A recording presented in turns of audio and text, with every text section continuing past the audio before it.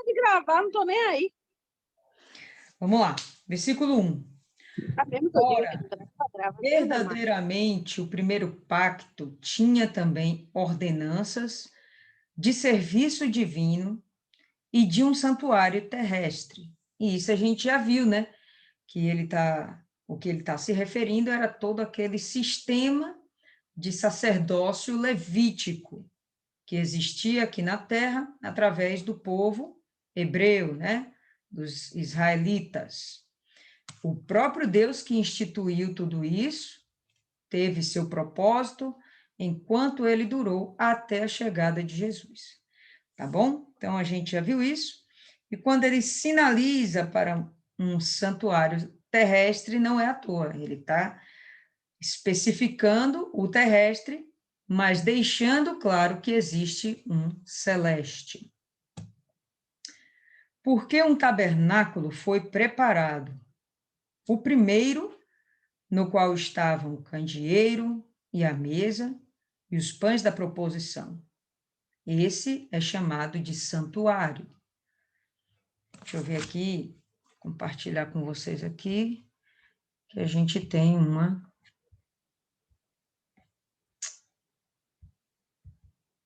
uma foto aqui de como era o santuário.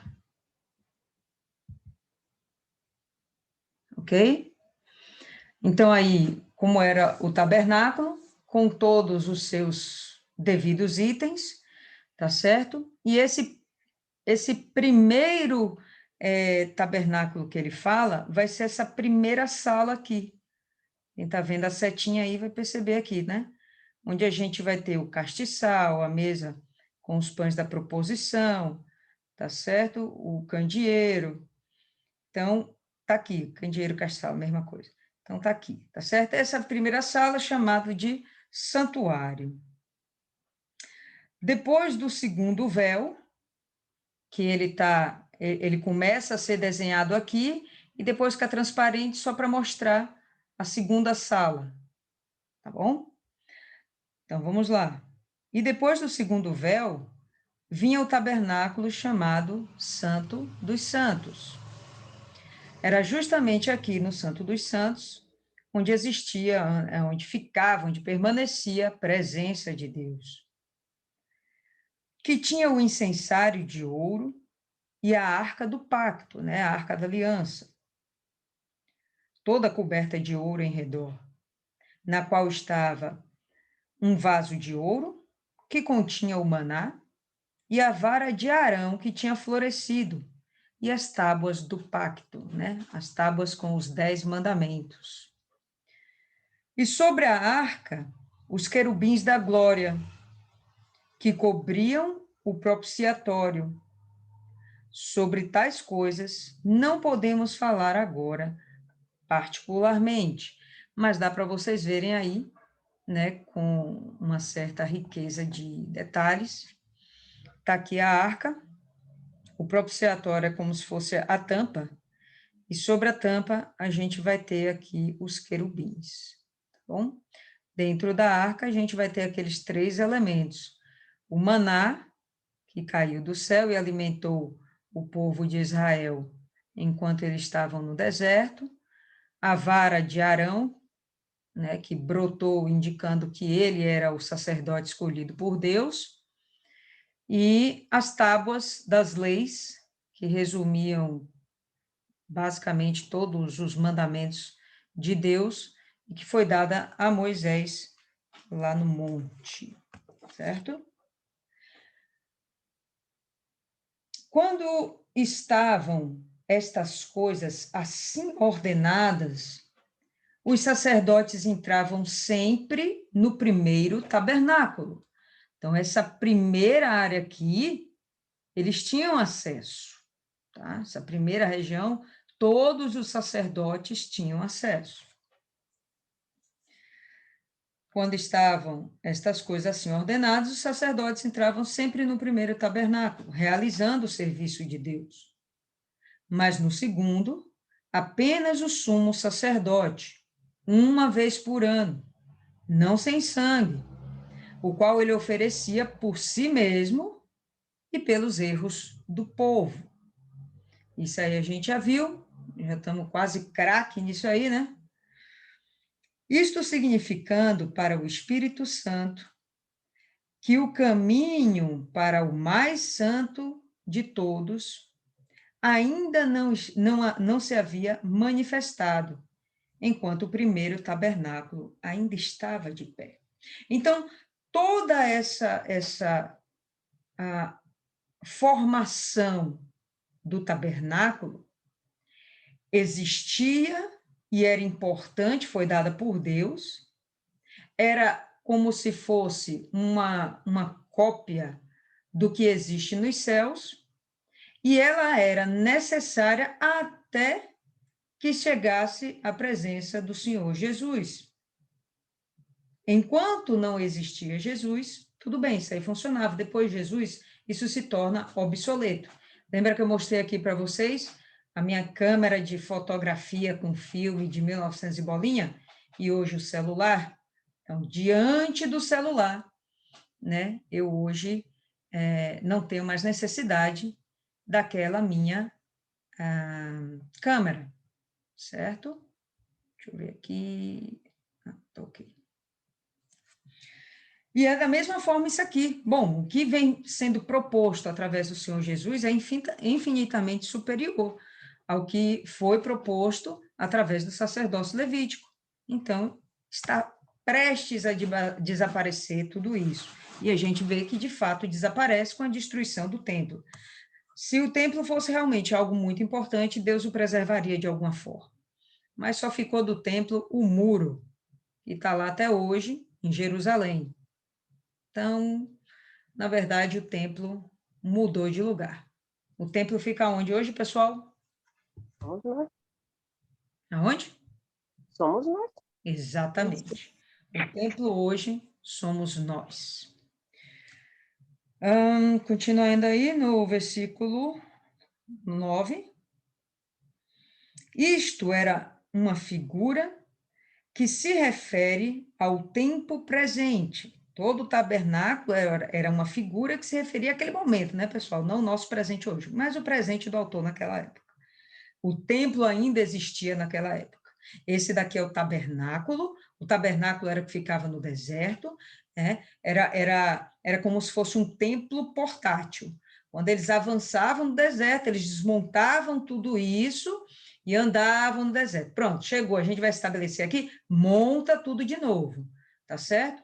Quando eles fixaram uma residência, né? Chegaram lá na Terra Prometida, fixaram-se em Jerusalém, né? Que foi a cidade de Davi, eles começam a crescer em redor daquela cidade. Vamos lembrar que o período do reinado de Davi foi um período muito importante para o povo de Israel. Então, houve ali o crescimento deles, o crescimento das cidades, e ali eles se estabeleceram, pronto. Não tinha mais a ideia do tabernáculo, veio a ideia do templo, nasceu dentro do coração de Davi, foi construído por Salomão de acordo com a vontade de Deus, e, enfim, durou até o ano de 70 depois de Cristo, a gente já sabe. Então, isso era uma figura que se refere ao tempo presente deles, no qual eram oferecidos tanto dons como sacrifícios, que não podiam aperfeiçoar o que realizava o serviço em relação à consciência, que consistia apenas em comidas e bebidas e diversas abluções e ordenanças carnais impostas sobre eles até ao tempo da reforma. Quem realizava o serviço, pessoal? Somos sacerdotes. Os sacerdotes. O sumo sacerdote era um sacerdote especial que entrava no Santo dos Santos, mas todos os outros sacerdotes, eles participavam também dos serviços, tá? Então, quando eles faziam isso, o que o autor aqui quer dizer? Eles não se aperfeiçoavam moralmente, a consciência deles não mudava, não alterava, não havia um novo nascimento. Através do Senhor Jesus, a gente vai ter o derramamento do Espírito Santo e a gente tem a capacidade de nascer de novo. Vem uma nova história, tá certo? Peraí, pessoal. Peraí.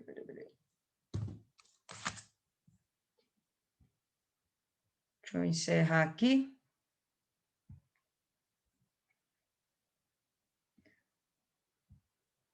Conseguiu aí, dona Bárbara, entrar tudo certinho? Não sei se a senhora está me ouvindo, mas tente conectar o áudio aí, a gente continua aqui, tá certo? A gente está em Hebreus, capítulo 9, no verso 10.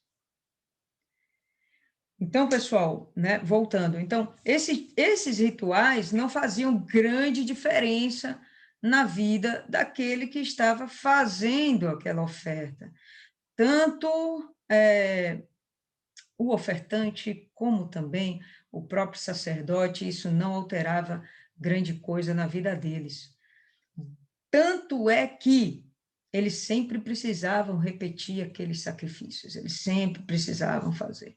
Uma vez ao ano, no Santo dos Santos, para todo o povo, né? Mas diariamente eles faziam isso, né? Rotineiramente, né? Não necessariamente tão só dentro do se apresentando no Santo dos Santos, mas rotineiramente eles faziam isso, né? Chegava lá a pessoa, ela tinha desejo de se limpar por um pecado que ela tinha consciência que cometeu e se aproximava e fazia o que tinha de ser feito. Mas o sumo sacerdote entrava no Santo dos Santos apenas uma vez ao ano. Então, isso tudo tinha que se repetir. Por quê? Porque dentro deles não mudava. Quando vem o Espírito Santo, a gente fica convencido do pecado. Há dentro da gente um despertamento para uma mudança de conduta. E para eles, até lá, isso não existia. De repente, era até para acontecer isso. Né? Quando ele visse lá o sofrimento do animal, ele pensasse, poxa, eu não quero mais que nenhum animal sofra por causa das minhas falhas, dos meus erros, do meu pecado. Mas não, eles sempre repetiam isso. Por quê? Porque a dor não era neles, né? A dor era no pobre do animal. Então, estava de boa, não tinha problema. Não havia realmente um novo nascimento. Através do Espírito Santo é que vai haver esse despertamento no interior da pessoa, tá? Abre aí em Levítico, capítulo 11, só para a gente conferir aí o que as escrituras estão falando.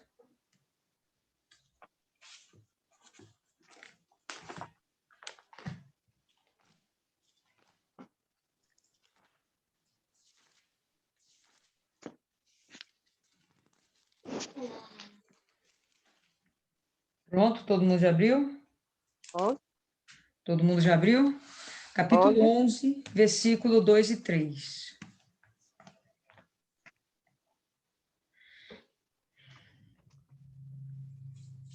Fala aos filhos de Israel, dizendo: estes são os animais que comereis dentre todos os animais que há sobre a terra. Dentre os animais, todo que tem unhas fedidas, e a fenda das unhas se divide em duas, e rumina, deles comereis. E aí ele vai seguindo com um monte de outros detalhezinhos. Lembra que a gente chegou até a ver em Colossenses, abre aí Colossenses 2. Isso aqui é só uma amostra, tá? Mas ao longo de Levítico, a gente tem, Levítico e Números, várias ordenanças dessas a respeito do que comer, do que fazer, de como se purificar, e as comidas que poderiam ser permitidas, segundo Colossenses 2. Colossenses 2.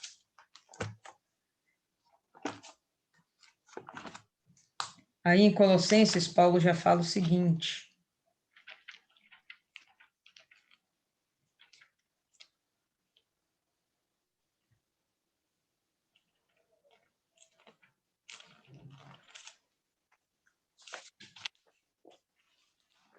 todo mundo abriu? Colossenses 2, 16, 17. Ele já está dando orientação para esses judeus novos convertidos da seguinte forma: portanto, ninguém vos julgue pelo que comer, pelo beber, ou por causa dos dias de festa, da lua nova ou dos sábados, que são sombras das coisas futuras, mas o corpo é de Cristo.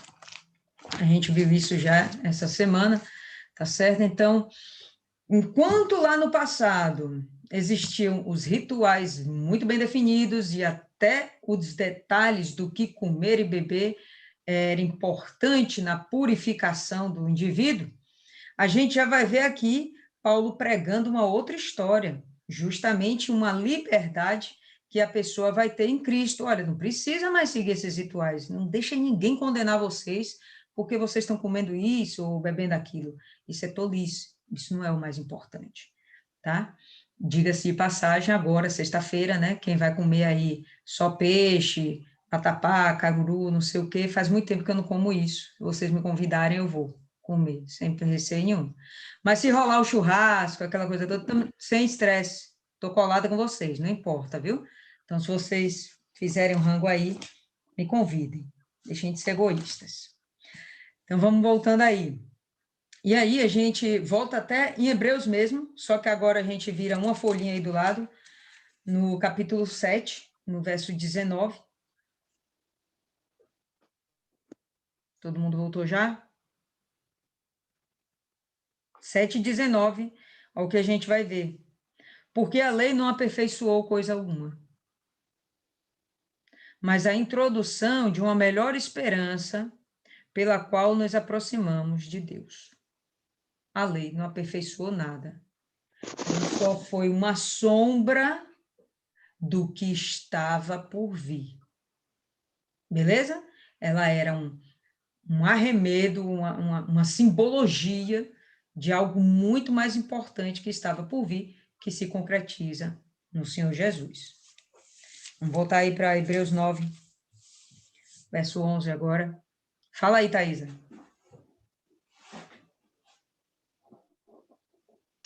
A senhora falando do caruru e do vatapá, essas coisas, eu me lembrei agora da amiguinha de Raíza, né? Uma vez ela ligou pra gente, eu acho que foi ano passado, e aí Raíza tava comendo, acho que era pão com queijo e presunto. E aí ela chegou e falou assim, não, você não pode comer presunto.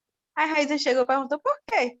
Aí ela chegou, porque você tá comendo a carne de Cristo. Aí ela chegou e falou, oxe, Cristo não tá morto? Eu achei tão engraçado. Ela falando, não, você só pode comer peixe, você não, só pode comer isso. Aí a gente come de tudo. É porque tem gente que evita até hoje comer porco, né? Não tô nem aí, viu, pessoal? Se vocês forem comer porco sexta-feira, me convidam. Tô topando tudo, menos Giló, mas o resto, tranquilidade. Aqui vai ter caruru e vatapá. Eu vou aí. Isso é um convite? Peraí, isso é um convite?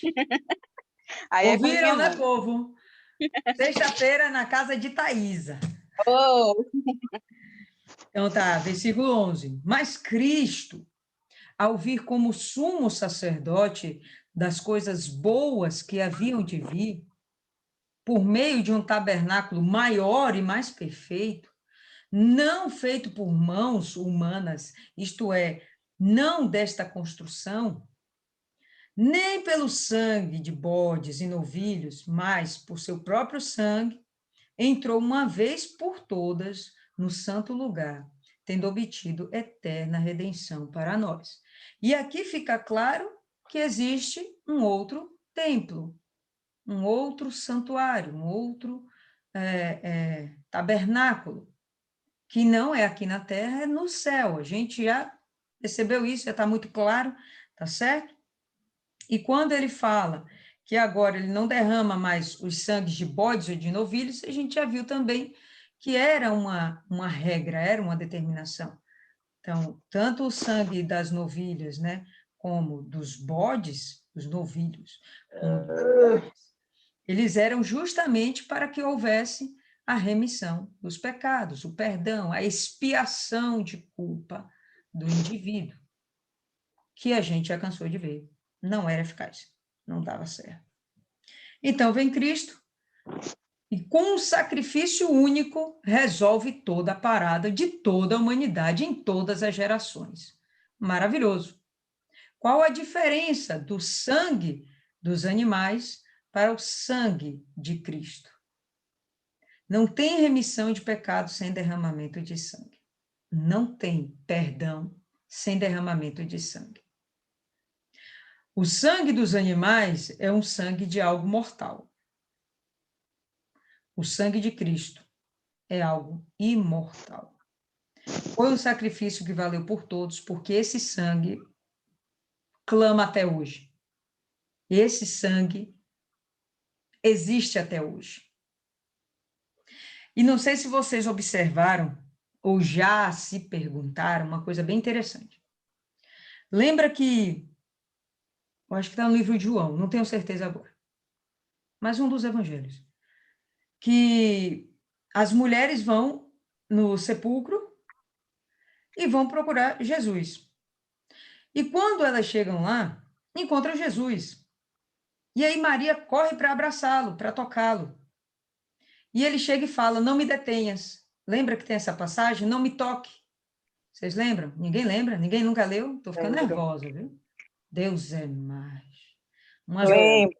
Umas duas aqui me salvaram. Pois é. Então tem esse momento que ele chega e fala, não me toques, porque eu ainda não fui para o Pai. No final desse mesmo capítulo, eu acho que é João 20, eu não tenho certeza, mas enfim, no final desse mesmo capítulo, ele vai lá e fala com Tomé, toque aqui, ó, as feridas, toque aqui meu lado, se você está duvidando que eu sou eu. Porque para Maria, ele disse não me toque, e porque para Tomé, ele permitiu ser tocado? Alguém já parou para pensar nisso? Não seria com relação à questão do sentimento, não? Não, passou longeão. Maria Eu cria acredito que nele Maria e creu. Tomé não. E Tomé não.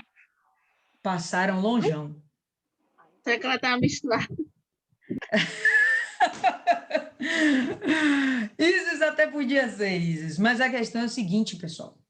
O que eu imagino, hein? O que eu acredito, o que eu estou tendo o despertamento.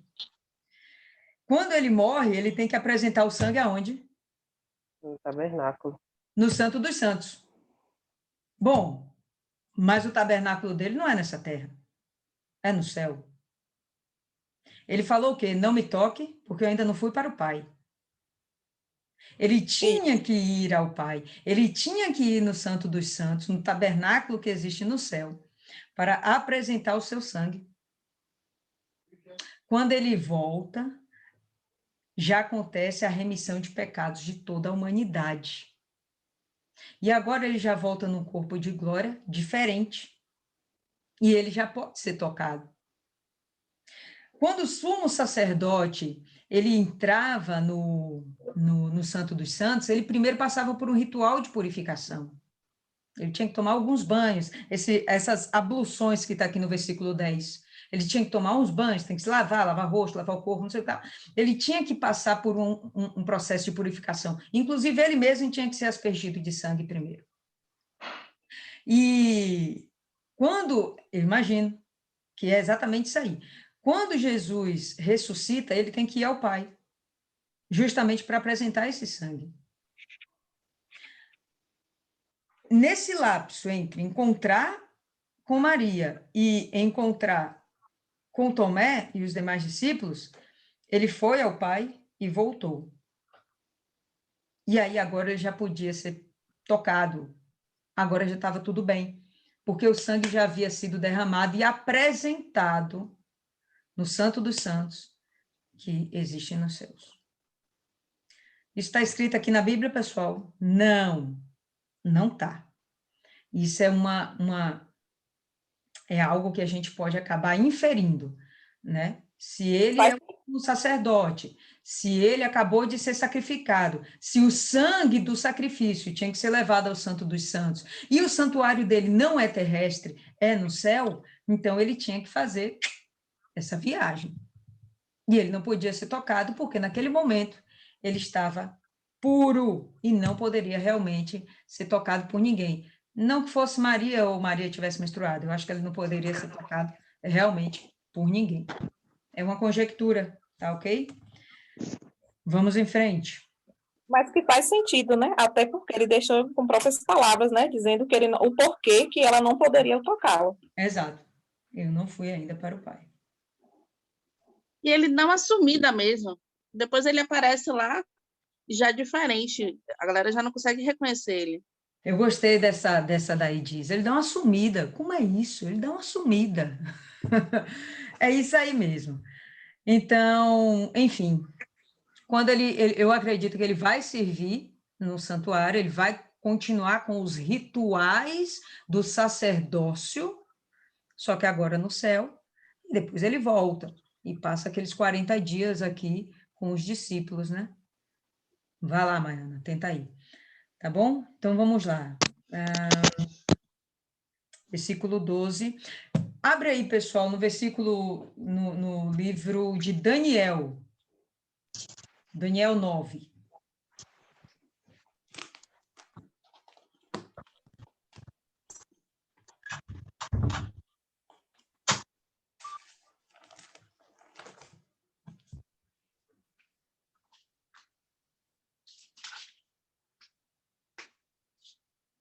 Todo mundo?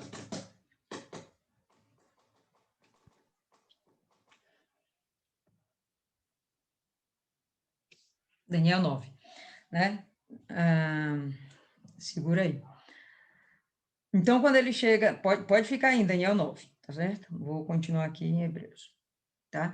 Mas Cristo, ao vir como sumo sacerdote das coisas boas que haviam de vir, por meio do tabernáculo maior e mais perfeito, não feito por mãos, isto é, não desta construção, não feito por mãos humanas, não nesse mundo, nem pelo sangue de bodes novilhos, mas pelo seu próprio sangue, entrou uma vez por todas no santo lugar, tendo obtido eterna redenção para nós. Essa promessa, ela já existia muito antes. Daniel foi um dos que também relatou isso. Então, em Daniel, capítulo 9, no versículo 24. Lembra que a gente estudou sobre isso, as 70 semanas? Pois bem, então o versículo 24 está aí, ó. 70 semanas são determinadas sobre o teu povo. Lembra que esse teu povo são os judeus, é o povo de Daniel. Não é todo mundo, não é toda a população, não é qualquer pessoa, não. É o povo de Daniel, são judeus, tá bom? Os israelitas. 70 semanas estão determinadas sobre o teu povo e sobre a tua santa cidade para cessar a transgressão e para dar fim aos pecados e para expiar a iniquidade e trazer justiça eterna e selar a visão e a profecia e para ungir o Santíssimo. Sabe e entende, desde a saída da ordem para restaurar e para edificar Jerusalém até o Messias, o príncipe, haverá 7 semanas e 72 semanas, as ruas e o muro se reedificarão, mas em tempos angustiosos. Quando ele vai falando aqui, né, do Santíssimo, ungir o Santíssimo, quem foi ungir o Santíssimo? Santíssimo, santo lugar. Jesus derramou o sangue dele e foi lá ungir o Santíssimo. Acabamos de falar sobre isso, então é mais uma ideia, né? Mais uma coisa que dá sinal de que ele foi lá e voltou para continuar com os discípulos por um tempo mais. Volta aí para Hebreus, verso 13. Todo mundo? Porque se o sangue de bodes e de touros e as cinzas de uma novilha aspergidos sobre os impuros santificam, trazendo a purificação da carne. Estão vendo aqui? Purificação da carne. Não é purificação da alma. Não é a mudança da consciência. Não é purificação da consciência. Não? O sangue desses animais, né? São para santificação, trazendo a purificação da carne. Quanto mais o sangue de Cristo, que pelo Espírito Eterno se ofereceu a si mesmo, imaculado a Deus, purificará das obras mortas, né, dos pecados, a vossa consciência, para servirdes ao Deus vivo. Então, aqui já mostra que o sacrifício de Jesus não vai purificar tão somente a carne, mas vai limpar a consciência, vai dar um outro entendimento sobre todas as leis, dando uma esperança para todo indivíduo de salvação da alma, e uma salvação eterna, não por humano, mas para todo sempre. E por isso ele é mediador do Novo Testamento. Alguém sabe o que significa testamento? Essa galerinha aí do direito que está aqui, alguém sabe? Você vê. Ninguém? Eu não sei explicar muito assim sobre testamento, mas o Bispo Macedo, sobre essa passagem, ele fala que essa questão do testamento de Jesus, a comparação, é que quando o testamento ele só dá direito à herança após a morte do testador, que é o mesmo que aconteceu com Jesus, né? Jesus ele precisou morrer para que a partir daí pudéssemos dar a herança, que no caso a herança seria a salvação. Então, seria mais ou menos a comparação que o bispo até fez em relação ao testamento. E que esse novo testamento seria essa nova oportunidade dada por Deus para a gente, para alcançar a maior herança, que seria a salvação.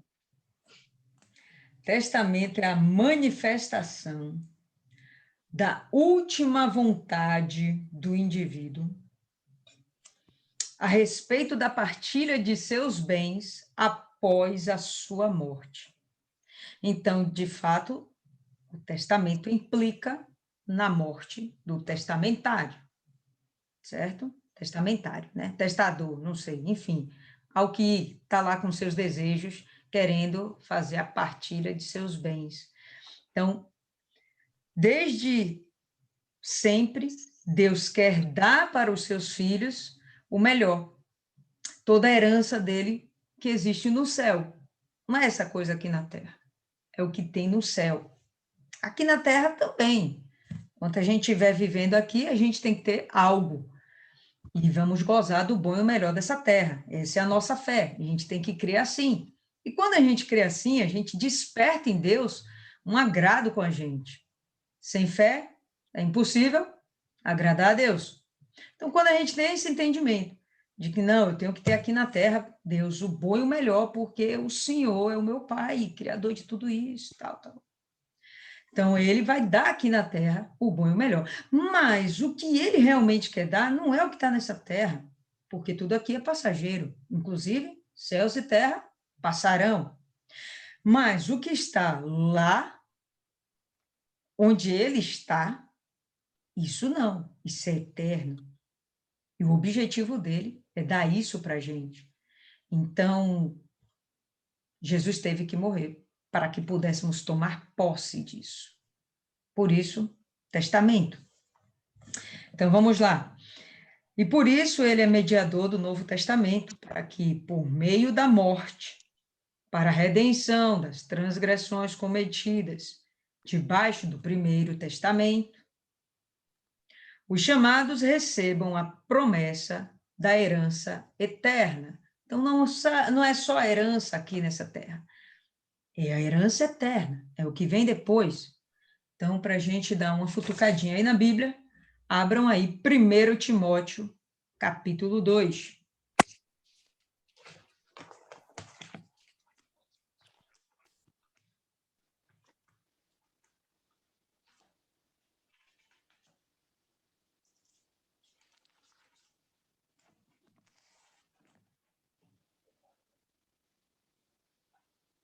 Todo mundo achou já? Pronto, 1 Timóteo 2. No verso 5.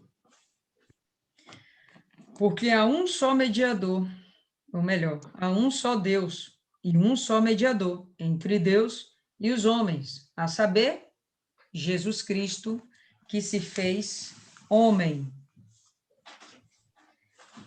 Abre agora aí em Jeremias 31. Rapaz, eu abri em cima.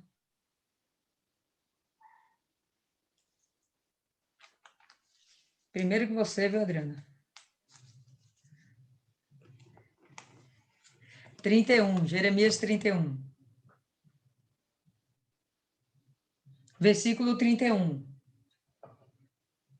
Podemos ir?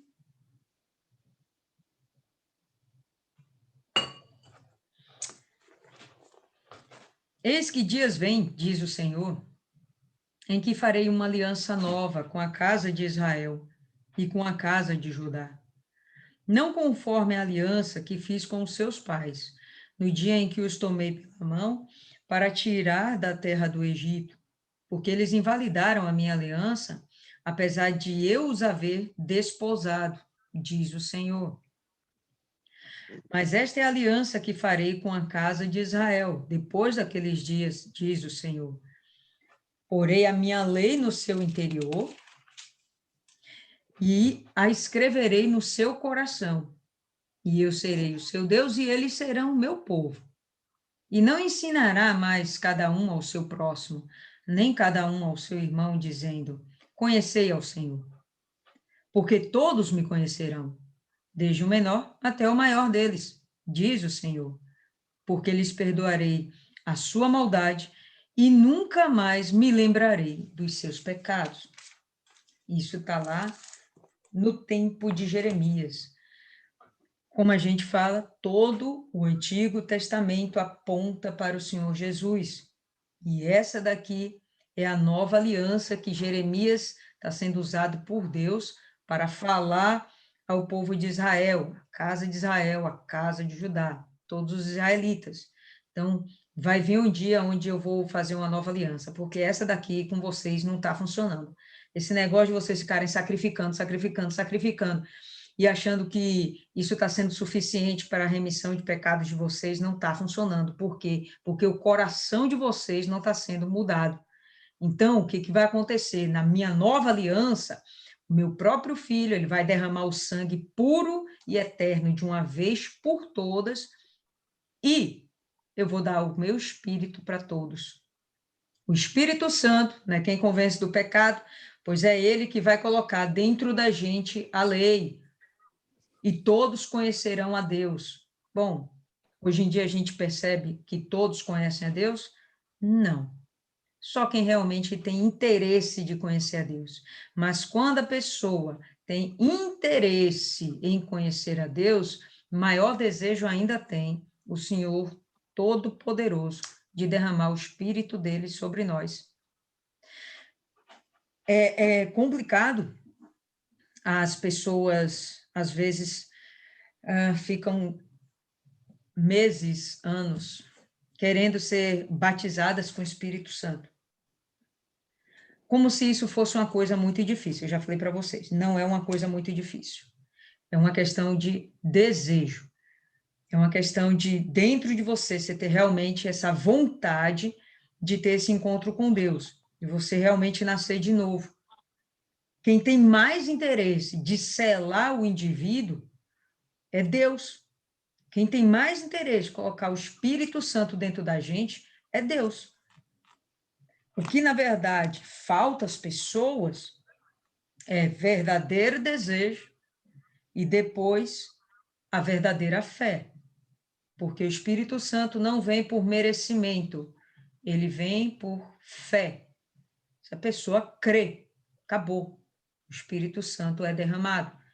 E quando ele é derramado, tudo isso aqui que está escrito em Jeremias se concretiza. Porei a minha lei no seu interior, escreverei no seu coração. Eu serei seu Deus e eles serão meu povo. Não é tão complicado, mas só para a gente perceber como as pessoas na igreja, as pessoas dentro da igreja, elas estão extremamente perdidas. Elas querem ver. A fé em si é uma coisa que não exige matéria, não exige que a gente apalpe alguma coisa.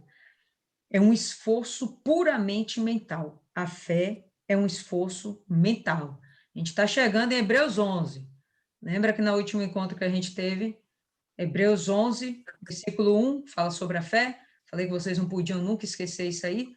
Pois bem, é um esforço mental.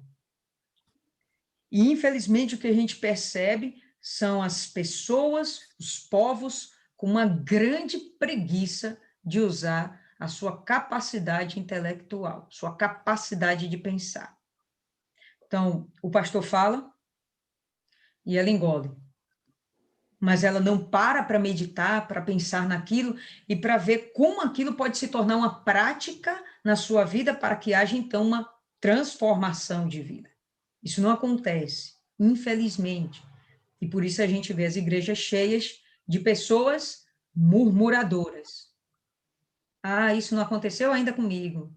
Poxa, eu oro a Deus todo dia e não acontece. Já cansei de rezar, de falar, de fazer voto, disso, daquilo. E não acontece. Que a pessoa, na verdade, ela não desenvolve a fé. Entende? E a gente vai ver isso lá em Hebreus 11. Mas vamos voltar aqui, tá certo?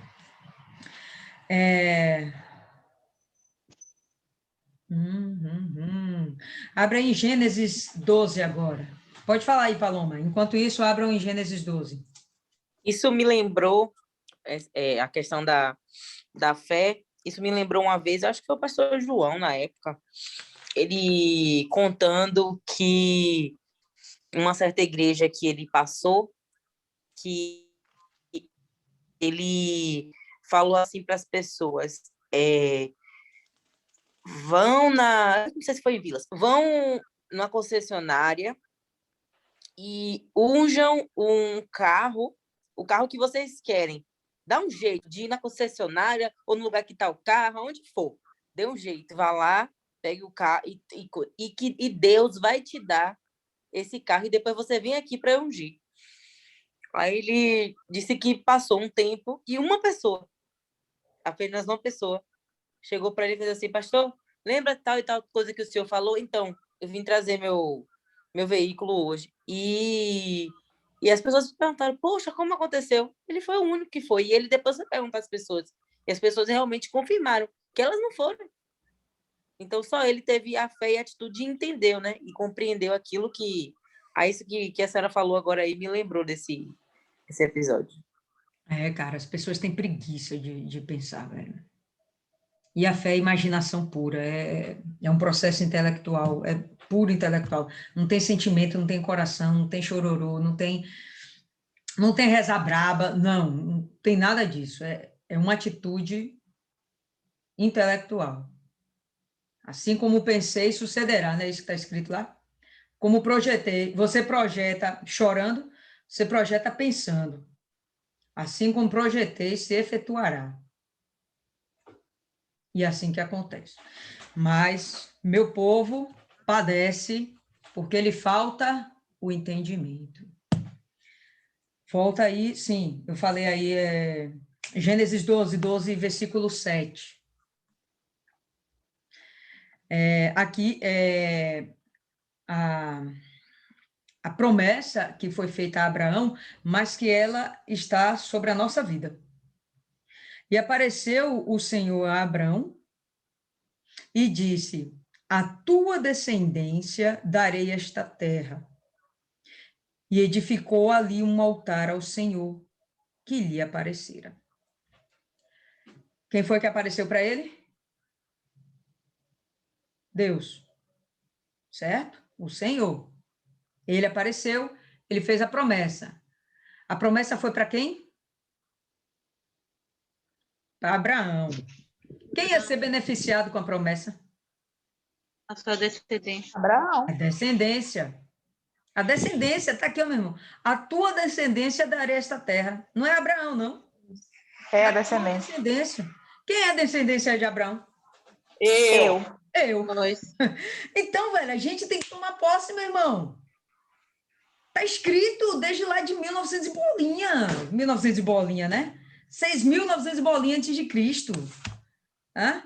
Então, a gente tem que realmente tomar posse. É uma questão de fé. Questão de fé. Já foi feita a promessa para a gente. Para completar, abra aí em Romanos, agora, capítulo 8.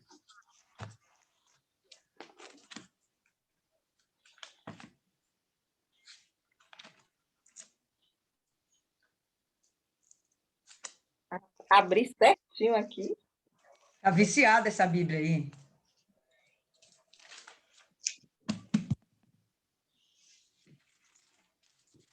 Todo mundo já? Romanos 8, versículo 28.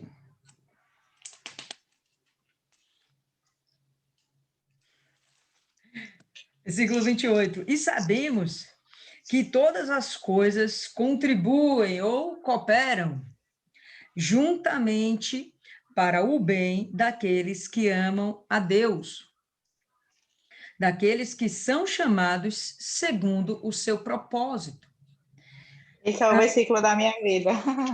Pois bem, e se vocês observarem, a gente às vezes repete tudo coopera, né? A gente fala isso, tudo coopera. Aqui nessa versão tá, todas as coisas contribuem juntamente, porque todos os fatos, não é uma coisa, todos os fatos, eles se alinham para ajudarem aquele que crê. Todos os fatos, inclusive aqueles que parecem ser ruins, inclusive aqueles que nos trazem dor, né? Tudo coopera para o bem da gente, eles se juntam, até os momentos de dores servem para nosso fortalecimento e amadurecimento. Se a gente não tivesse momentos de dores, momentos de perdas, de fracassos, a gente certamente continuaria no mesmo estágio, a gente jamais iria avançar. Por quê? Porque ali não dói, velho, está confortável, não vamos sair dessa posição. Não vamos. Não tem ambição que nos faça querer subir, a não ser quando a pessoa é gananciosa.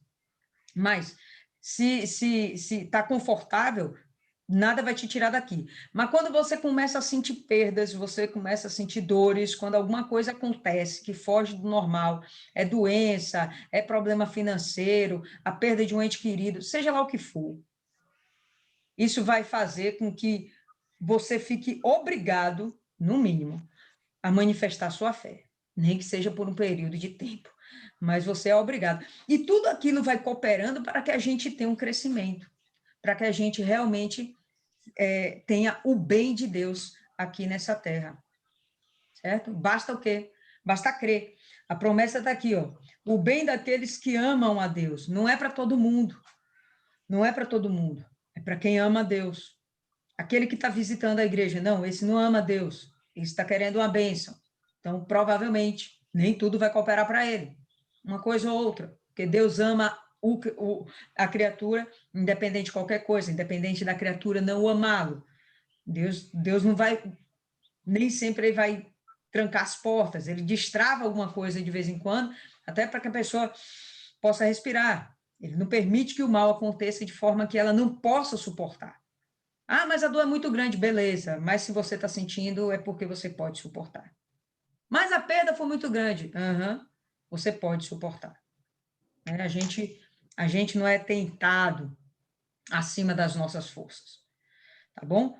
Então, Deus está cuidando até disso, né? O mal pode tocar na nossa vida até um limite, depois daquilo, aí entra Deus.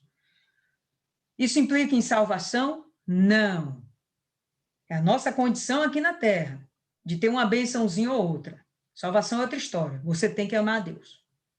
Estamos falando de promessas incríveis, de coisas maravilhosas, coisas que a gente não é capaz de imaginar, somos extremamente limitados, tá? Então, isso não é para qualquer um, é para quem ama a Deus.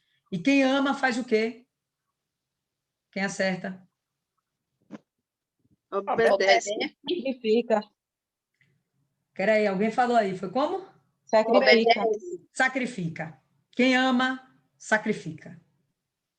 Quem ama, sacrifica. Quem ama, sacrifica. Tá certo? O segredo é o sacrifício. Vamos voltar para Hebreus. Hebreus aí. Vamos no 15, né? Paramos no 15, né? Então, e por isso ele é o mediador do Novo Testamento, né? Jesus é o novo mediador. E para que por meio da morte, para a redenção das transgressões cometidas debaixo do Primeiro Testamento, os chamados recebam a promessa da herança eterna. A gente viu lá, já no comecinho lá com Abraão, em Gênesis. Porque onde há testamento, necessário é que venha a morte do testador.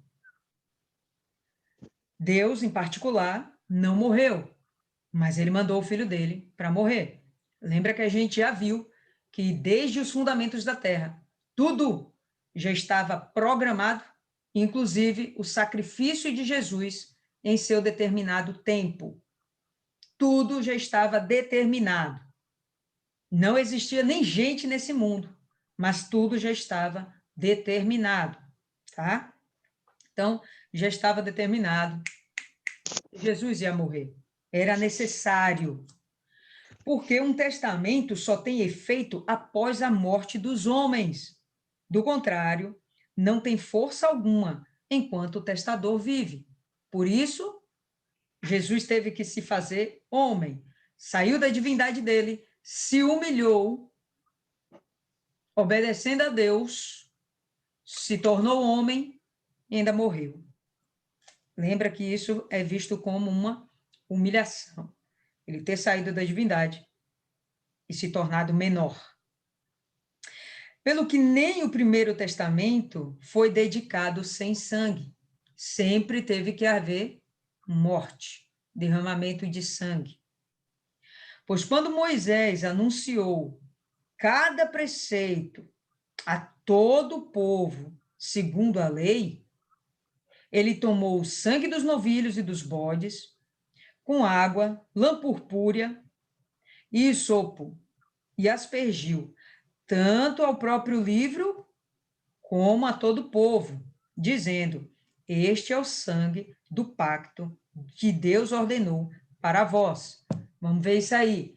Levítico não, Êxodo 24.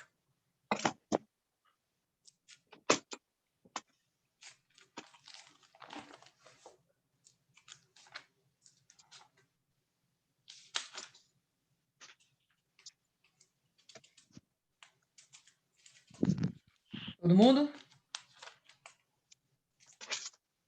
Certo?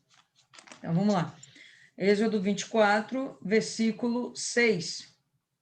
6. E Moisés tomou a metade do sangue e a pôs em bacias. A outra metade do sangue aspergiu sobre o altar. E tomou o livro da aliança e o leu aos ouvidos do povo. E eles disseram: tudo o que o Senhor tem falado faremos e obedeceremos. Então tomou Moisés aquele sangue e aspergiu sobre o povo. E disse: eis aqui o sangue da aliança que o Senhor tem feito convosco sobre todas estas palavras. Sempre foi necessário o derramamento de sangue. Vamos lembrar aí, para que é mesmo derramamento de sangue, pessoal?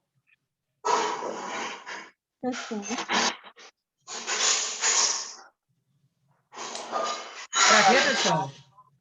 Remissão dos pecados. Para remissão dos pecados. Não tem como haver perdão sem derramamento de sangue.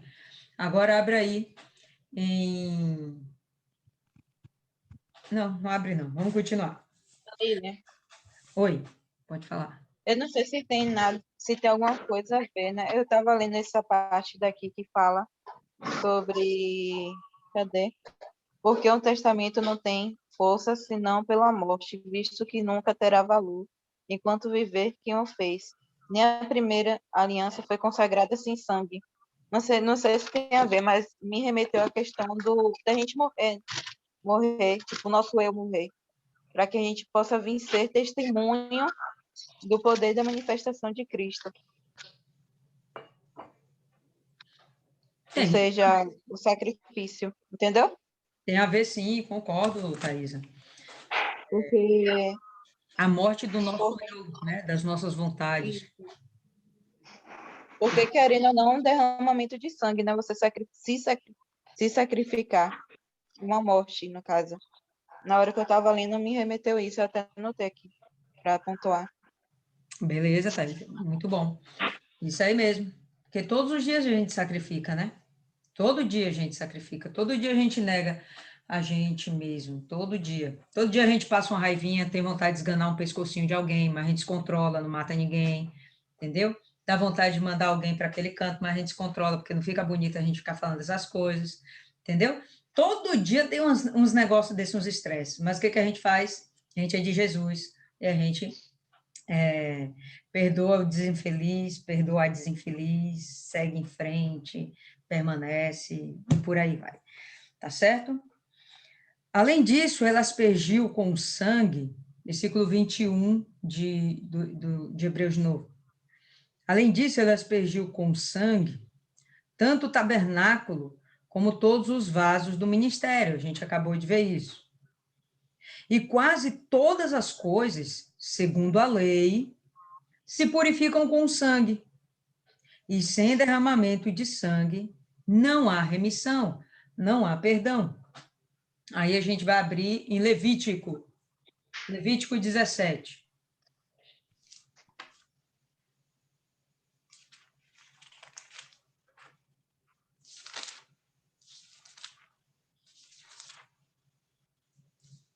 Todo mundo achou?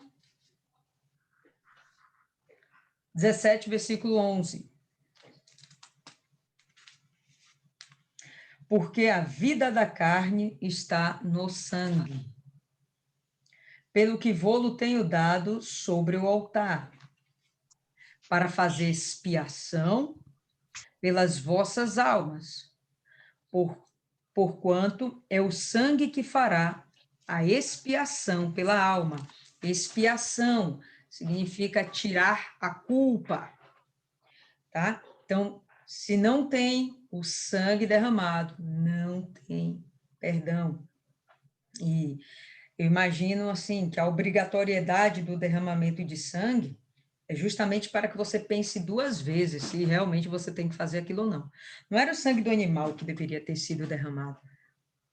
Era o nosso sangue que deveria ter sido derramado. Se a gente tivesse a consciência de que o nosso sangue deveria ter sido derramado, talvez a gente pensasse 1 bilhão de vezes antes de cometer um pecado, infração.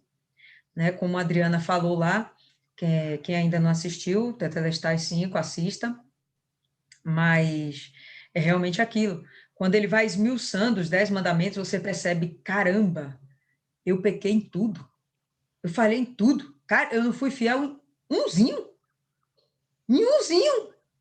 Entendeu? E então estamos dignos realmente de sermos condenados. Se não é Jesus, ia estar aqui até hoje derramando sangue, né? Não, nem ia, porque não tem templo para fazer isso. Né? O templo onde isso fazia não existe. Não existe. Essas coisas eram para ser feitas em Jerusalém. A adoração, a expiação de pecado, né, os sacrifícios, as ofertas, eram feitas no Templo de Jerusalém. O Templo de Jerusalém não existe mais. Né? Como falei, é só um muro que tem lá, é o Muro das Lamentações, não é o templo. Então, a gente não teria nem... Estava todo mundo meio perdido. Se não é Jesus... Então, o templo ele só foi destruído depois que a nova aliança começa. E não foi destruído automaticamente, não. Houve um tempo para as pessoas se adaptarem à ideia. Né? Jesus morre mais ou menos lá no ano de 32, 30, por aí. Tá? E o templo só vai ser destruído 40 anos depois. Então, deu tempo para que essas pessoas se acostumassem. Essas pessoas, pessoal, em primeiro lugar, são judeus. E depois a mensagem foi para todo mundo, para os gentios, povos pagãos, para a gente. Mas, em primeiro lugar, os judeus tinham que se adaptar a isso. Deus foi muito misericordioso, que até tempo para esse povo se arrepender, Deus deu. Mas esse povo, o que aconteceu, não se arrependeu. Até hoje espera Messias, né? Ok. Então, vamos lá. Versículo 23. Era necessário, portanto, Hebreus, viu, pessoal? Era necessário, portanto, que as figuras das coisas que estão no céu, as imagens, as sombras, o arremedo do que está lá no céu, né, fossem purificadas com tais sacrifícios. Mas as coisas celestiais em si seriam purificadas com sacrifícios superiores a estes. Então, o que a gente comentou há pouco? O derramamento do sangue não era mais o sangue de um mortal, como os animais. Não, agora era o sangue do imortal. Era um sangue que é eterno. Esse sangue está lá até hoje. Eu imagino que está lá até hoje. Ele não se acaba. Lembrando a todo momento a Deus que Jesus morreu por nós. Porque Cristo não entrou em um santuário feito por mãos, que são figuras do verdadeiro, mas no próprio céu, para agora aparecer na presença de Deus por nós. Então, ele, né, fica aqui bem claro, ele adentrou no santuário dos céus. Então, aquele períodozinho entre Maria e os discípulos, ele foi lá e voltou. Ele fez o que tinha que ser feito. Nem também para se oferecer com frequência. Não precisa Jesus ficar toda hora se oferecendo. Ele não precisa toda hora reencarnar, vir no corpo humano, passar por aquilo tudo de novo, ser todo maltratado e morto, tal. Não tem mais essa necessidade. Nem também para se oferecer com frequência, como o sumo sacerdote entrava no santo lugar de ano em ano com sangue alheio, né? Então, sumo sacerdote, sacerdócio levítico, aqui na terra, sacerdócio dos judeus, eles entravam todo ano lá dentro do Santo dos Santos, uma vez por ano, um sumo sacerdote apresentava o sangue, né? E um sangue que nem era seu, era um sangue alheio, era o sangue do animal, não era seu próprio sangue, e um sangue de algo que era transitório, passageiro. Jesus não, agora ele entra com o sangue de alguém que, na verdade, é imortal. De outra forma, antes necessário fora que ele frequentemente sofresse desde a fundação do mundo, né? Se fosse assim, se ele tivesse toda hora fazendo novo sacrifício, ele teria que estar toda hora sofrendo novamente as coisas aqui desse mundo. Mas agora, na consumação dos séculos, uma vez por todas se manifestou para aniquilar o pecado pelo sacrifício de si mesmo. Agora não é um sangue alheio, é o meu sangue, é o sangue dele, Jesus, né? E como aos homens está ordenado morrerem uma só vez, vindo depois o julgamento.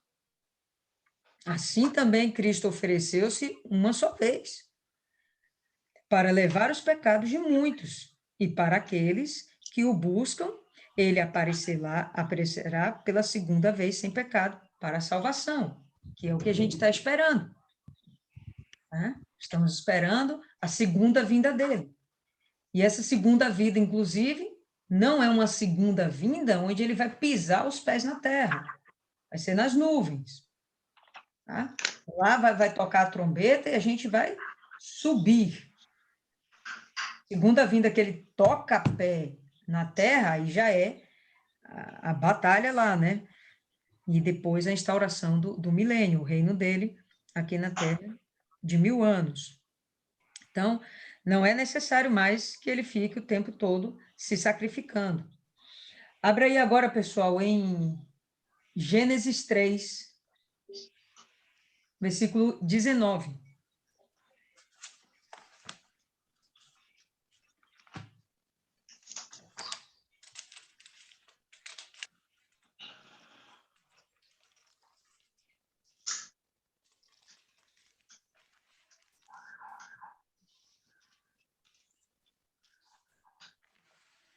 Todo mundo abriu?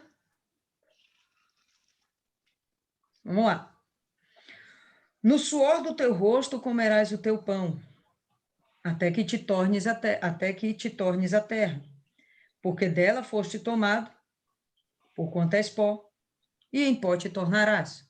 Em outras palavras, ao homem é dado viver, ou melhor, morrer uma só vez. Morreu, vai virar pó. Nem faz sentido Jesus ter vindo como homem para depois ficar ressuscitando como homem. Não. Quando ele ressuscita, agora já é como divino. Tá? Ele não ressuscita mais como homem. Ele ressuscita como divino. Abre aí agora, 2 Coríntios, capítulo 5.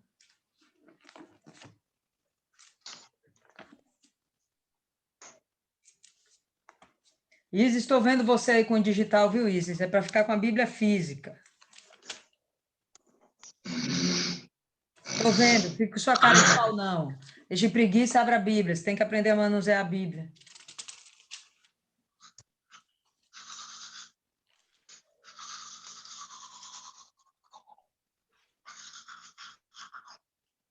É o livro, minha internet caiu. 2 Coríntios, capítulo 5.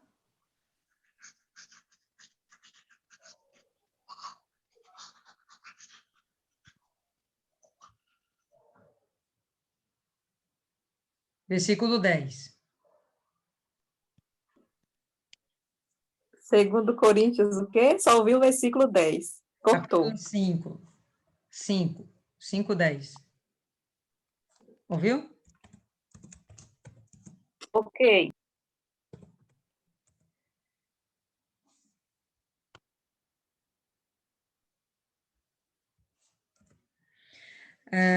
Porque todos devemos comparecer ante o tribunal de Cristo, para que cada um receba segundo o que tiver feito por meio do corpo, ou bem ou mal. Em outras palavras, todo mundo vai dar conta do que fez aqui nessa terra.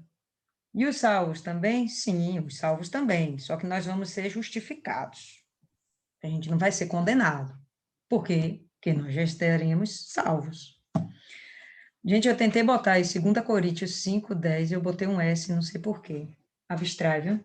Abre agora aí Isaías. Isaías Está 53. escrevendo espelhado. Só Deus. Isaías 53.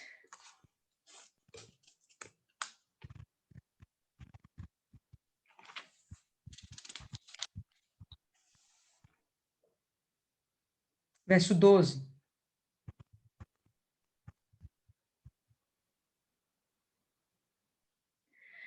Por isso lhe darei a parte de muitos, e com os poderosos repartirá ele o despojo, porquanto derramou a sua alma na morte, e foi contado com os transgressores.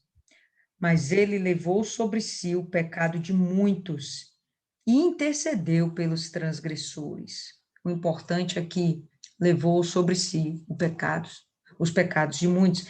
Isaías estava falando isso antes do Senhor Jesus aparecer aqui na Terra, tá? Então, nós temos essa oportunidade de nos livrarmos do peso dos pecados. Adriana, pecadora do jeito que é, já imaginou? Todo dia essa mulher tá apresentando um boi.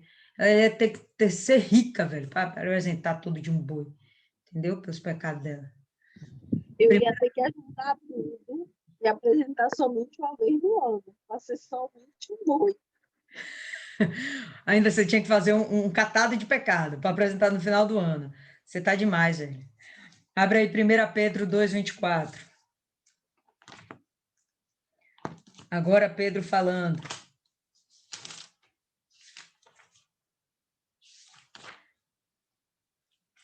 1 Pedro, um pouquinho aí depois de Hebreus, hein, pessoal?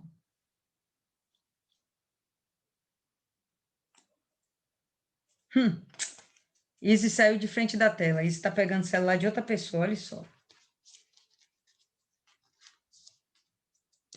1 Pedro quanto? Ah, foi comer, miserável. Capítulo 2, 24. 1 Pedro 2, 24.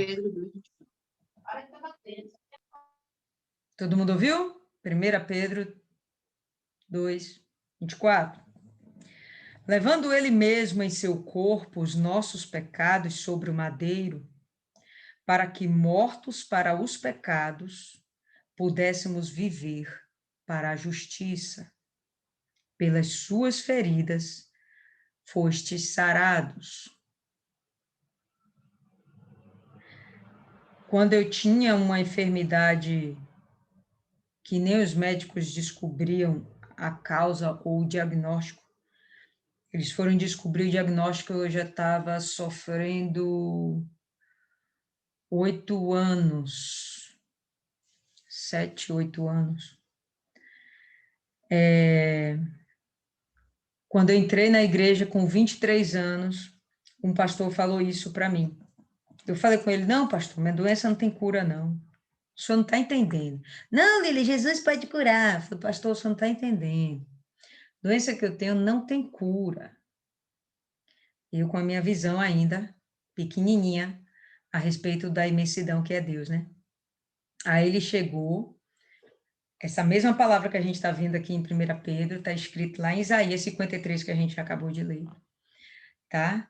Que ele fala que levou sobre si todas as nossas dores e enfermidades. Aí, quando ele falou isso para mim, eu falei, pô, é verdade, se está escrito, deve ser verdade. E foi quando eu comprei para mim essa palavra e vivi a fé. Eu criei, né, fiz um esforço mental de crer que eu ia ser curada. Graças a Deus. De lá para cá, não tive mais essa doença. Entendeu? E nem vou ter, porque eu criei. E por isso que eu sou muito radical, Lília, sou muito radical com essas coisas de enfermidade. Porque eu penso que Jesus é que tem que curar. A gente não precisa de ficar tomando remédio, de ficar indo em médico. Eu sei que não está bonito eu falar isso, mas última vez que eu fui no médico, foi para ver uma rouquidão, que eu estava há 1 ano já rouca. E ele não resolveu nada, não passou remédio, mandou fazer um exame que eu não fiz. Foi no otorrino. Eu tinha 20 e poucos anos. Eu tô com, Ah, eu ganhei. eu tô com 40 e poucos anos. Eu ganhei porque eu era criança quando eu fui a última vez. Isis, fique na sua, Isis, que ninguém te bole. Fique na sua, entendeu? Pois bem, então, por quê? Porque eu tenho dentro de mim isso. Gente, eu nunca fui um ginecologista, pronto. Deixei um monte de gente aí pasmo. Quer? Nunca foi? Não, nunca fui, não irei. Para mim, a Também nunca fui, não. coisa mais desagradável do mundo, você ir para lá para alguém, para abrir. Olha, até imaginar dói na mente, entendeu? Não faz sentido. Então, por quê? Eu vivo muito essa palavra, tá? Que Pedro aqui repetiu. Pedro era conhecedor da palavra, ele era um judeu, como um bom conhecedor da palavra, ele repetiu aqui, escreveu no livro dele, tá? Jesus levou sobre si todas as nossas enfermidades. Entra aí agora em Mateus.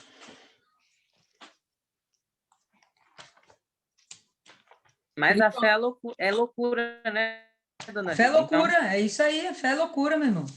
Para os outros é doideira você não cair no médico. Para mim é doideira o povo viver em médico. As criancinhas de hoje já nascem dentro do médico. As criancinhas de hoje, Sim. todo mês, tem que ir no médico. Eu não entendo. É todo mês dentro do médico. Para quê? Para o médico avaliar. Avaliar o quê, gente? O menino está doente? Está com catarro? Está com coceira? Está com piolho? É o quê? Está com sarna? Sei lá, tem uma doença, verme? Não, é para o médico ver. Não entendo. Olha, a minha mãe, ela é a mesma coisa da senhora. Ela também, eu não lembro a última vez, acho que a última vez que ela foi porque ela teve que fazer um procedimento mesmo que não teve jeito. Mas ela também é a mesma coisa. E minha mãe é engraçado porque ela é do tipo assim, teve um dia que eu tava com uma dor de cabeça, né? Muito, muito forte. Segundo o pessoal aí, diz que é uma das sequelas de coronavírus eu tive ano passado, é ter muita dor de cabeça. E aí eu tava com dor de cabeça muito forte e não tinha remédio nenhum aqui em casa. Eu cheguei pra minha mãe e falei assim, mãe, poxa, eu tô com muita dor de cabeça, me dê um remédio aí. Aí sobe minha mãe com um copinho. Aí ela, tome. Eu fiz, que remédio é esse? Ela, A água do gota tratamento. milagre, a gota do milagre. Aí, tipo assim, diz que todo mundo tem nojo, né? Mas teve um óleo que teve, acho que foi na época do pastor Marcelo, que os pastores tomaram banho com óleo. E ainda tem essa gota, ainda tem uma gota do óleo que os pastores tomaram banho.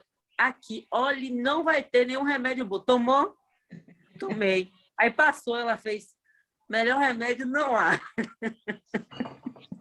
Então, fé é loucura, é isso mesmo. Certíssima sua mãe, certíssima. Mateus 26, versículo 28. Por isto, o meu sangue, são palavras do próprio Jesus, o sangue do Novo Testamento, da nova aliança, do novo pacto, que é derramado por muitos para a remissão de pecados. certo?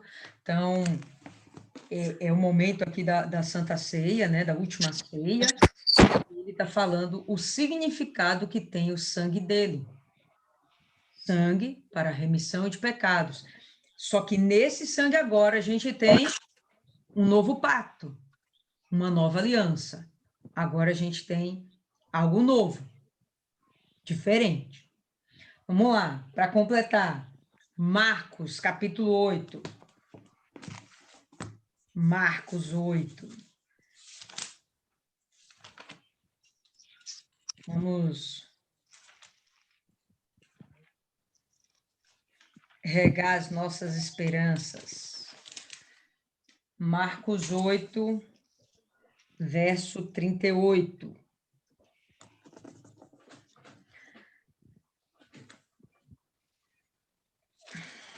Só duas. Porquanto, qualquer que entre esta geração adúltera e pecadora se envergonhar de mim, das minhas palavras, também o Filho do Homem se envergonhará dele, quando vier na glória do seu Pai, com os santos anjos.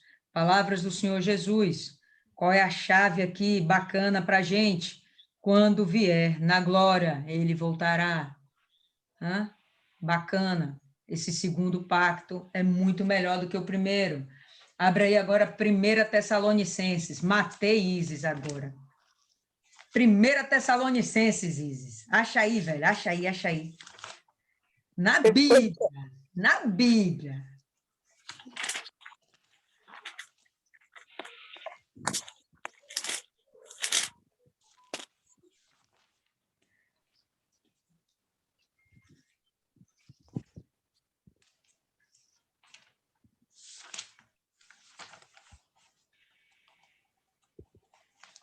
Achei, eu já sei mais ou menos. Esse lugar é depois dos Esses discípulos. lugares. Depois dos discípulos É e primeiro essa Tessalonicenses o cidade aí. quê? 1 Tessalonicenses, capítulo 4. Que lugar é esse, Isis? É o Depois seu dos lugar. discípulos, vi a cidade. É mais pro final. É isso aí, velho, é isso aí.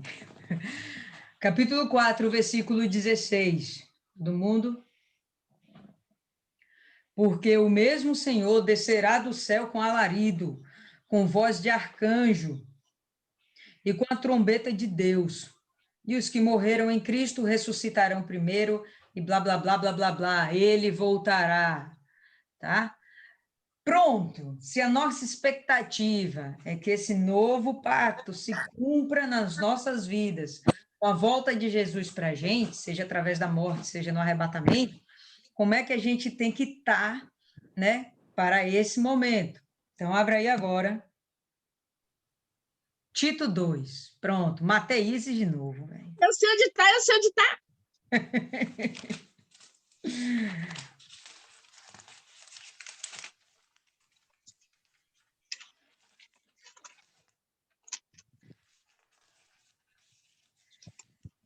Tito 2. Você que manda procurar e ainda está procurando, que já era para estar aberta, Ô, velho, imagine só. você, pare com suas pressões. Pare com suas pressões. Pronto, todo mundo achou? Achei Timóteo. Não, Tito. Achei. É do lado. Isso. Todo mundo? Tito 2, versículo 11. Porque a graça salvadora de Deus se há manifestada em todos os homens, ensinando-nos que, renunciando à impiedade e às concupiscências, os desejos mundanos, vivamos neste presente século de forma sóbria, justa e piedosamente ou piamente, aguardando a bem-aventurada esperança e o aparecimento da glória do grande Deus e nosso Salvador, Jesus Cristo, Então, como é que a gente deve esperar? Renunciando à impiedade, renunciando à maldade e renunciando aos desejos mundanos, vivendo de forma sóbria, justa e piedosa.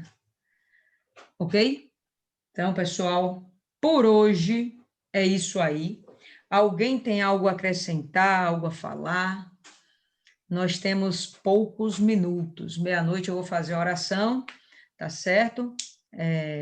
E vamos finalizar aqui com a nossa oração com um copo d'água. Quem não pegou ainda seu copo com água, prepare aí um copo com água. E já já a gente vai fazer a oração. Pode falar aí, Paloma, comece. Só eu não sei se já foi dito aqui, até porque eu não estava, né, no início dos primeiros capítulos, eu não estava, mas o que me chamou a atenção nesse capítulo foi que fala no 7, que fala, mas no segundo, só o sumo sacerdote, uma vez no ano, não sem sangue, que oferecia por si mesmo e pelos pecados, por ignorância do povo. Aí eu achei esse capítulo, esse versículo interessante, porque desde os princípios já mostra a importância de nos preocuparmos com nós mesmos em primeiro lugar, para que depois disso a gente venha a ter condições de fazer pelos outros, né? Então, assim, eu não tinha... Às vezes a gente lê várias vezes, né, a Bíblia e não tem essa, e não consegue inferir, né?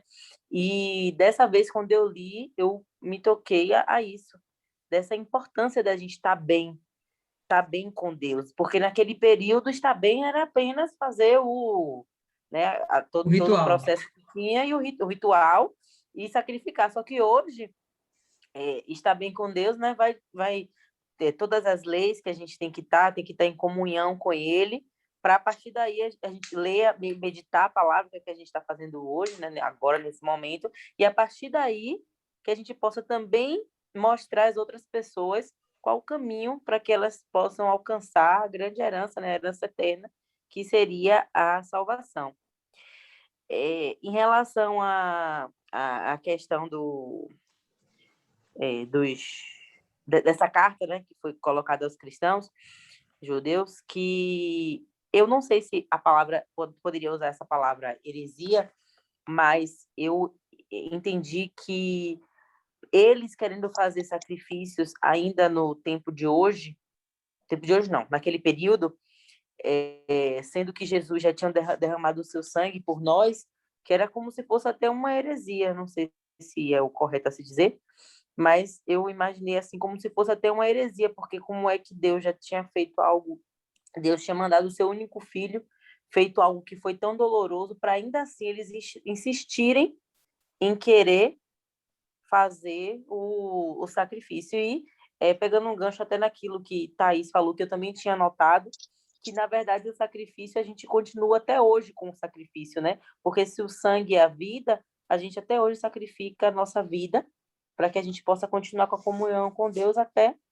a gente alcançar o final, que seria a salvação. Muito bem observado, Paloma, bem bacana. Se a gente tiver dentro da gente a consciência de que hoje nós somos sacerdotes, a gente vai realmente ter que proceder com essa sabedoria. Primeiro, a gente tem que estar bem para cuidar de alguém. Lá no sacerdócio levítico, isso tinha que acontecer. Primeiro, o sacerdote, o sumo sacerdote, ele passava pelos rituais de purificação, né? Ele era perdoado dos próprios pecados, então ele ia servir ao povo, não tinha condição de ele chegar junto entrar no Santo dos Santos impuro, não podia. Então, hoje nós adentramos ao Santo dos Santos ao momento que a gente quiser, a gente tem conexão direta com Deus. Já falei, quando ele olha para a gente, ele não nos olha como seres humanos, ele não olha para a Lília, ele não olha para a Paloma, ele não olha para a Isis, ele olha para o sangue de Cristo que está sobre as nossas vidas.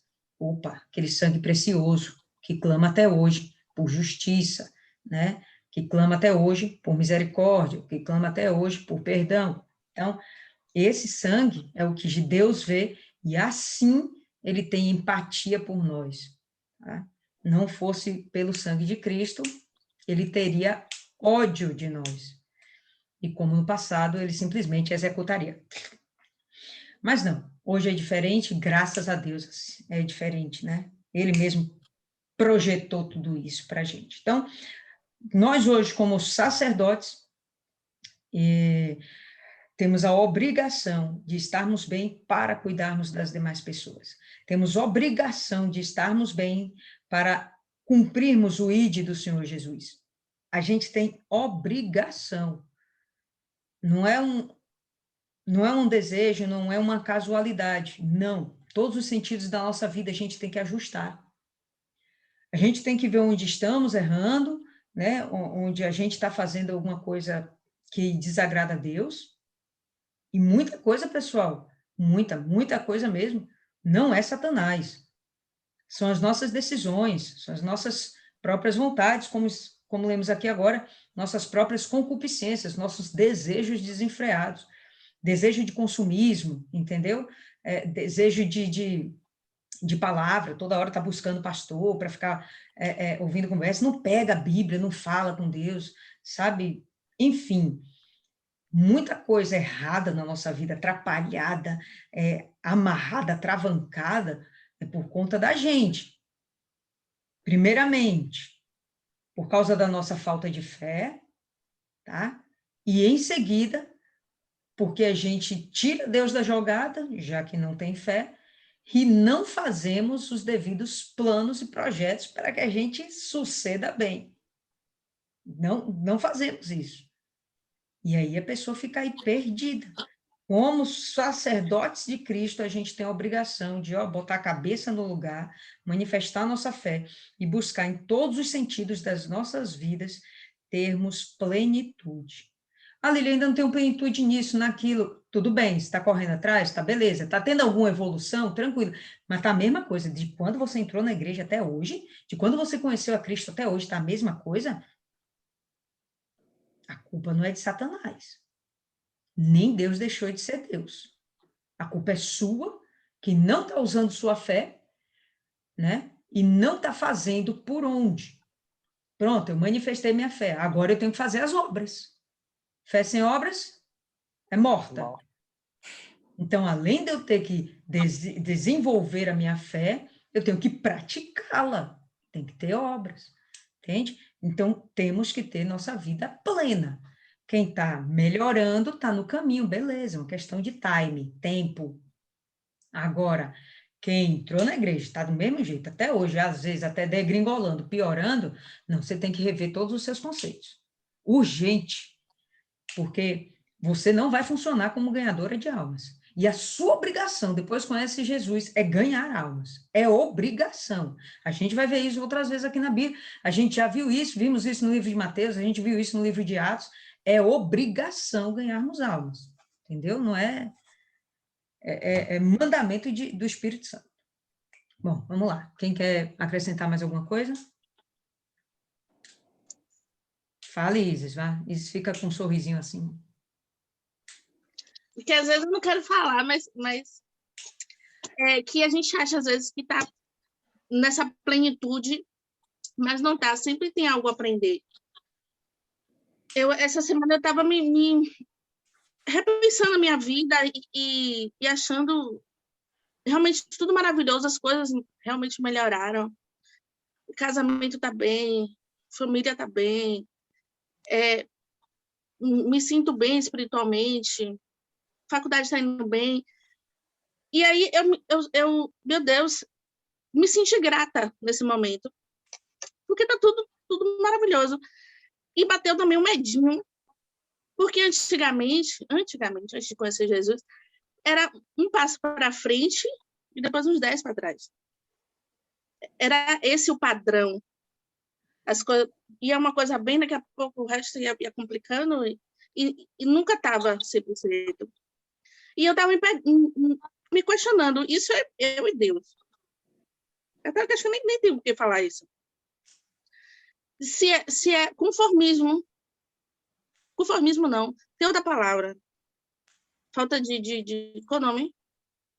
Não sei, disposição, não sei bem o que você quer falar. Não, quando a pessoa não tem não tem ganância, alguma coisa assim.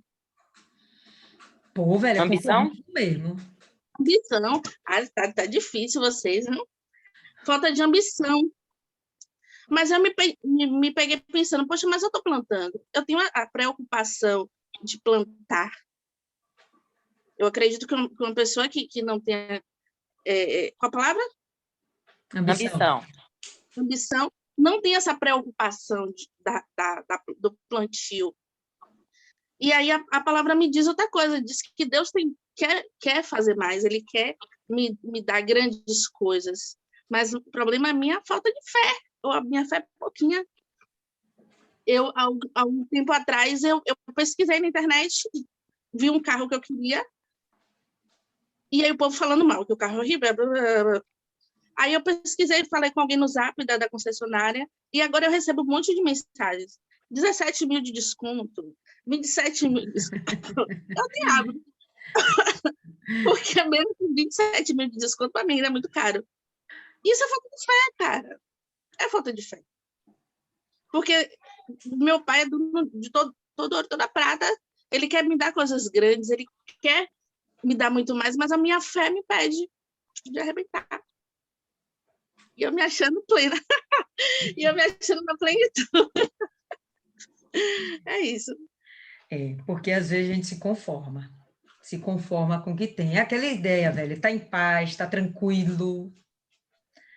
Isso é muito perigoso. Aliás, um dos maiores perigos para a fé. Meu Deus, Martiane está entrando agora.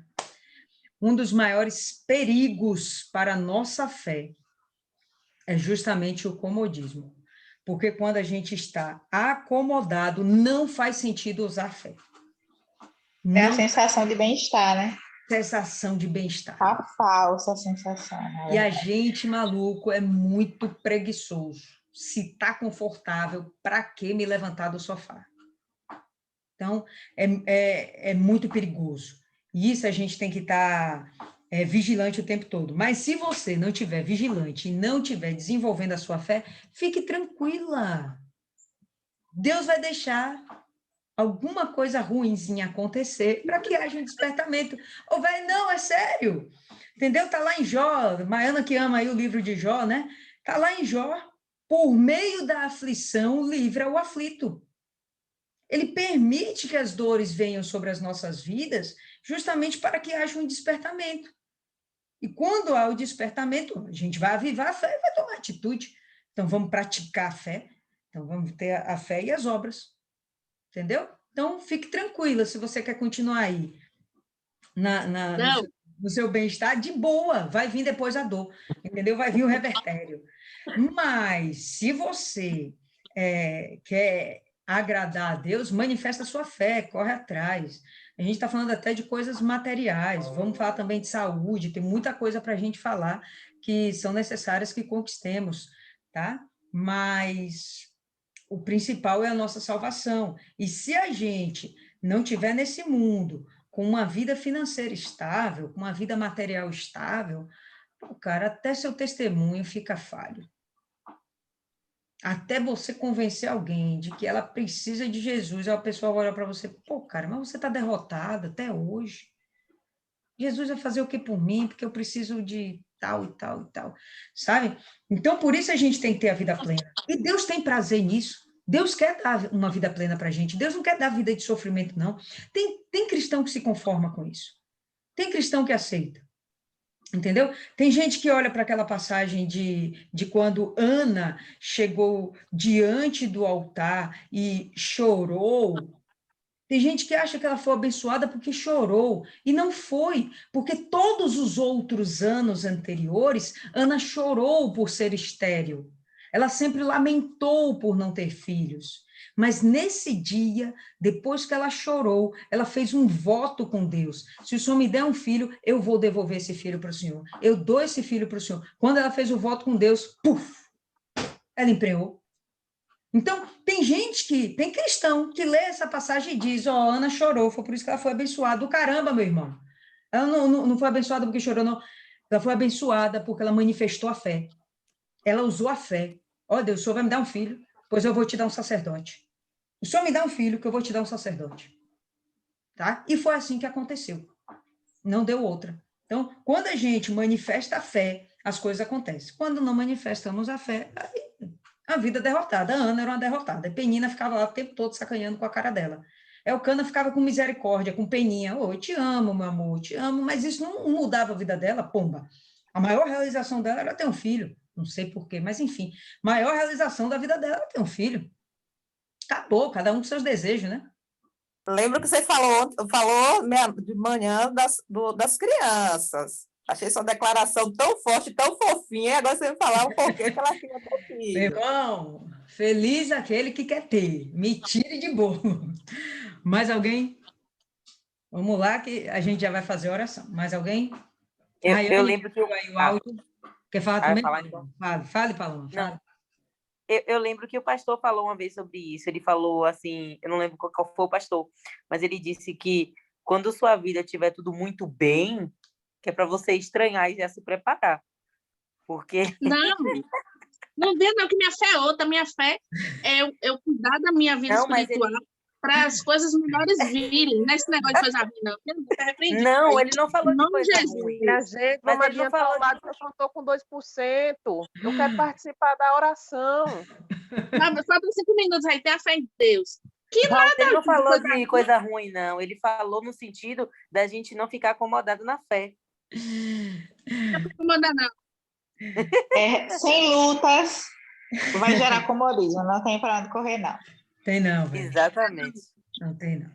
Eu repreendi isso aí.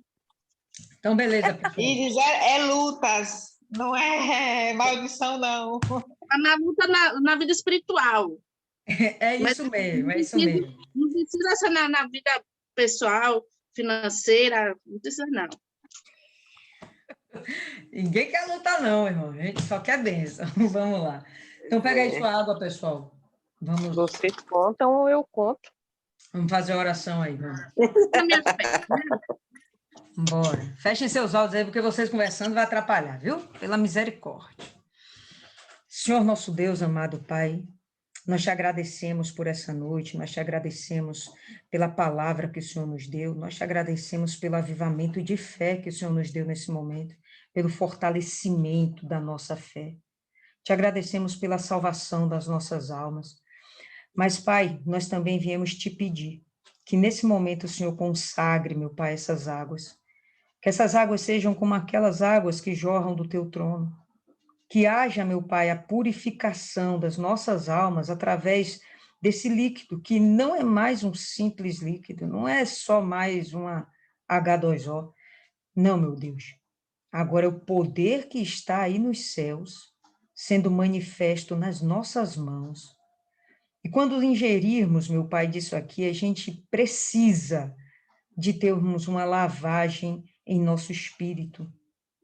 Que a nossa alma venha a ser, meu Pai, limpa de toda mácula, de toda dor, meu Pai, de todo pensamento negativo, todo pensamento de derrota, toda tristeza, todo orgulho, das vaidades, que a gente venha a ser lavado do vazio, que a gente venha a ser, meu Pai, lavado das dúvidas, tudo aquilo, meu Pai, que não procede do Senhor e que de alguma forma venha abater a nossa fé e comprometer a nossa saúde espiritual, mental e física, que isso, meu Pai, venha a ser arrancado. Quando a gente beber dessa água, meu Pai, o que a gente quer realmente é termos um contato com o Senhor extremamente íntimo. E que o Senhor venha ter acesso a cada molécula do nosso organismo, a cada pensamento. Que o Senhor venha ter acesso, meu Pai, por completo, a cada sentimento que nós tenhamos. Meu Deus, nós confiamos em Ti. Nós precisamos do Senhor. E nós estamos aqui, meu Pai, unidas, não só, meu Pai, como um corpo de Cristo, mas estamos unidas também, meu Deus, como amigas. Nós estamos aqui unidas, meu Pai, como aquelas que fortalecem umas aos outros, umas às outras. Não tem ninguém melhor do que ninguém aqui, meu Pai. Por isso que o Senhor venha fortalecer ainda mais esse grupo, eu te peço. E estenda, meu Pai, essa bênção para a nossa igreja. Não a igreja, meu Pai, templo, a igreja, corpo de Cristo. Em todo o mundo, meu Pai, que a tua igreja venha a ser edificada. Somos extremamente desunidos, meu Deus.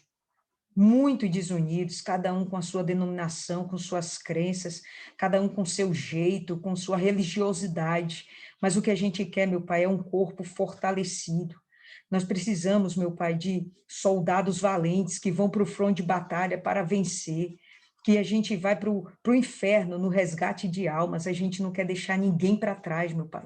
A gente quer alcançar o maior número de pessoas possíveis para colocar nos teus celeiros, Senhor. Nos usa para isso, meu Pai. Por isso que o Senhor tem que trabalhar na nossa alma. Que o Senhor venha, meu Pai, nos edificar cada vez mais para que possamos ser uma igreja forte. E que ao redor desse mundo, meu Pai, toda a igreja do Senhor venha a ser fortalecida também nesse momento. Aqueles que estão fracos, meu Pai, que estão débeis na fé, em dúvidas, pensando, meu Pai, até mesmo em se matar, infelizmente. Temos cristãos com esses pensamentos. Por favor, meu Pai, visita essas pessoas agora. Faça com que elas tenham um encontro real e verdadeiro com o Senhor, que elas entendam muito mais da tua mensagem, que o Senhor venha abrir o entendimento dessas pessoas e penetrar no coração para tirar toda a sujidade. Por favor, Espírito Santo, nós estamos pedindo, meu Pai, não é um Deus de pedra ou de pau, não são de obras humanas, não, meu Pai, a gente está pedindo ao Deus vivo, que nos formou desde todo sempre, Espírito Santo. Por favor, que o Senhor venha se manifestar, meu Pai, com teu poder, e nesse exato momento, todo o teu planeta Terra aqui venha ser inundado com a tua luz, que o sal do Senhor venha a ser realmente útil para esse planeta, que a gente venha a ser capaz de dar sabor à vida das pessoas e que a gente seja capaz, meu Pai, de iluminar aqueles que estão perdidos. É isso que nós te pedimos, meu Pai, conta com a gente. Nós queremos ganhar almas, o nosso objetivo maior nessa vida não é ter gozo e plenitude aqui na terra. O que a gente quer, meu Pai, é ganhar almas para estarmos junto contigo, gozando do reino do Senhor. É isso que a gente quer, Espírito Santo. Nós entregamos tudo o que somos e que temos em tuas mãos. Nós entregamos os nossos projetos, nossos anseios. Nós colocamos, meu Pai, toda a nossa vida em tuas mãos. Colocamos as nossas famílias em tuas mãos. E que o Senhor, meu Pai, venha fazer com que a gente venha ter um sono extremamente tranquilo, revigorador. Amanhã seja um dia de vitórias, não de perdas ou de derrotas, mas que a gente venha ser, meu Pai, cada dia mais fortalecido em Ti. Esse é o nosso pedido, meu Pai, mais sincero e profundo. Em nome do Pai, do Filho e do Espírito Santo, nós entregamos as nossas vidas e toda a igreja desse mundo em tuas mãos. Amém. Graças a Deus.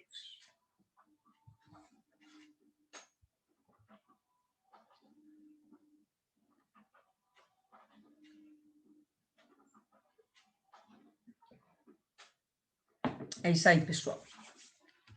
Amanhã a gente não vai se encontrar aqui, mas viva a fé em casa. Não dorme sem consagrar essa água e sem se purificar.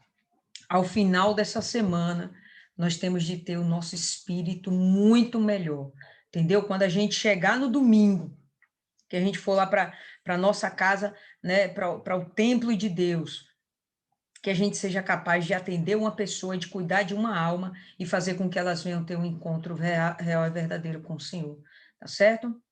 Essa é a fé. Thaisa, quer falar? Pode dizer aí, Thaisa. Eu acabei esquecendo de postar, mas eu orei 21 horas. Beleza, tem tranquilidade. Pessoal, você que está vivendo o propósito, assim que fizer a oração, coloca lá seu ok, tá certo? Por quê? Porque vocês estão prestando conta? Não, é porque um está fortalecendo o outro, tá certo? Uma está fortalecendo a outra.